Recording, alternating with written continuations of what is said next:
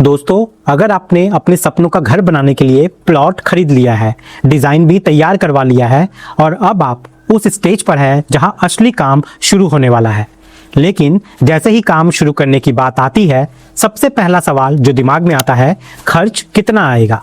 और यही सबसे बड़ा कंफ्यूजन भी होता है, क्योंकि बहुत सारे लोग पूरे घर का खर्च तो पूछते हैं, लेकिन ये नहीं समझते कि घर का निर्माण स्टेप बाय स्टेप होता है और सबसे पहला और सबसे महत्वपूर्ण स्टेप होता है फाउंडेशन से लेकर प्लिंथ लेवल तक का काम। अगर इस स्टेज में आपने सही प्लानिंग और सही खर्च नहीं समझा तो आगे चलकर बजट पूरी तरीके से बिगड़ सकता है।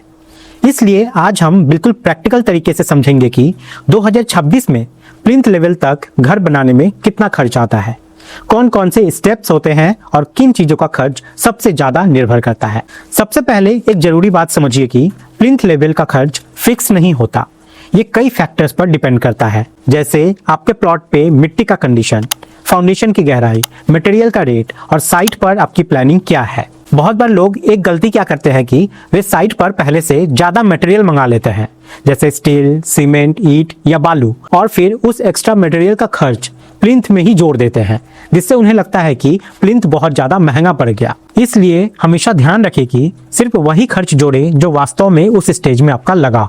अब स्टेप बाय स्टेप समझते हैं कि प्लिंथ लेवल तक कौन कौन से काम होते हैं। सबसे पहला स्टेप है एक्सकावेशन यानी खुदाई। यहाँ पर आपको फाउंडेशन के लिए गड्ढे खोदने होते हैं। इन गड्ढों की गहराई आपकी मिट्टी पर निर्भर करती है। आमतौर पर 5 से 6 फीट की गहराई रखी जाती है। इसके साथ ही गड्ढों की चौड़ाई भी सही रखना बहुत जरूरी है। मान लीजिए आपकी फुटिंग 4 फीट बाई 4 फीट की है, तो आपको गड्ढा कम से कम 4.5 फीट बाई 4.5 फीट का लेना चाहिए। इससे आपको शटरिंग और काम करने में आसानी मिलती है। इसके बाद आता है दूसरा स्टेप, पीसीसी यानी कि प्लेन सीमेंट कंक्रीट। ये आपके फाउंडेशन का बेस होता है। यहाँ पर कम से कम 5 से 6 इंच मोटाई में पीसीसी जरूर कीजिए, और मैं आपको सलाह दूंगा कि यहाँ M20 ग्रेड कंक्रीट का इस्तेमाल करें ताकि बेस आपका मजबूत बने। इसके बाद आता है फुटिंग और स्टील का काम। यहाँ पर 10 mm सरिये से जाली बनाई जाती है और नीचे कवर ब्लॉक्स लगाए जाते हैं ताकि स्टील सीधे मिट्टी से टच ना हो और स्टील में कोरोजन ना है, जंग ना लगे और वो सेफ रहे। अब यहाँ हम एक उदाहरण से समझते हैं। अगर आपका column size 9 inch by 15 inch है, तो इसमें 12 mm के 6 सरिया और 8 mm की स्टीरअप्स इस्तेमाल होती है। इसके बाद फुटिंग में कंक्रीट डाला जाता है और क्यूरिंग बहुत अच्छी से की जाती है। फुटिंग के बाद आता है ग्राउंड बीम यानी कि प्लिंथ बीम। ये बहुत ही महत्वपूर्ण हिस्सा होता है क्योंकि यही आपके पूरे घर के स्ट्रक्चर को बांध कर रखता है। यहाँ भी आपको M20 ग्रेड कंक्रीट और सही स्टील का इस्तेमाल करना चाहिए। अब इसके बाद आता है ब्रिक वर्क यानी दीवार का काम। यहाँ पर आप 9 इंच की दीवार बनाते हैं जो प्लिंथ लेवल तक जाती है। यहाँ एक बहुत जरूरी बात है, प्लिंथ की ऊंचाई। आपको प्लिंथ की हाइट कम से कम 3 फीट जरूर रखनी है। अगर आप इसमें कंजूसी करते हैं तो भविष्य में जब रोड लेवल बढ़ेगा तो आपको घर उठाने की जरूरत पड़ सकती है, जो बहुत ज्यादा महंगा और रिस्की होता है। इसलिए शुरुआत में ही 3 से 3.5 फीट प्लिंथ हाइट रखना सबसे सही फैसला होता है। इसके बाद आता है प्लिंथ फिलिंग यानी जो अंदर खाली जगह है उसे भरना। इसके लिए आपके पास 3 ऑप्शंस होते हैं, सैंड यानी कि बालू, मुरुम या लोकल मिट्टी। अगर बजट ज्यादा है तो सैंड सबसे अच्छा ऑप्शन होता है, लेकिन अगर आप बजट कंट्रोल करना चाहते हैं तो मुरुम सबसे प्रैक्टिकल और बैलेंस्ड ऑप्शन होता है। फिलिंग के बाद सबसे जरूरी स्टेप होता है कॉम्पैक्शन। सिर्फ मिट्टी डालना काफी नहीं है, इसे अच्छे से दबाना भी उतना ही जरूरी है।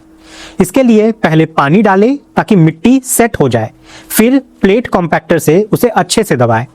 इसके बाद आप सोलिंग भी चाहे तो कर सकते हैं, और अंत में आता है फाइनल पीसीसी जो आपके फ्लोर का बेस तैयार करता है। ये पूरा प्रोसेस सही तरीके से करने के बाद ही आपका प्लिंथ लेवल जो है वो तैयार होता है। अब सबसे बड़ा सवाल ये आता है कि 2026 में प्लिंथ लेवल तक घर बनाने में कितना खर्च आएगा।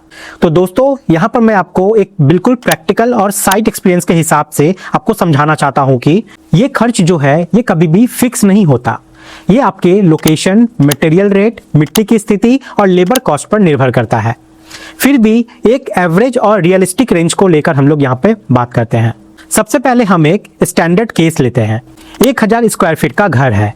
यहाँ हम कुछ बेसिक चीजें मान लेते हैं पहले, जैसे फाउंडेशन की गहराई 5 से 6 फीट होगी, कॉलम की संख्या 12 से 14 नंबर होगी, प्लिंथ की हाइट लगभग 3 फीट होगी।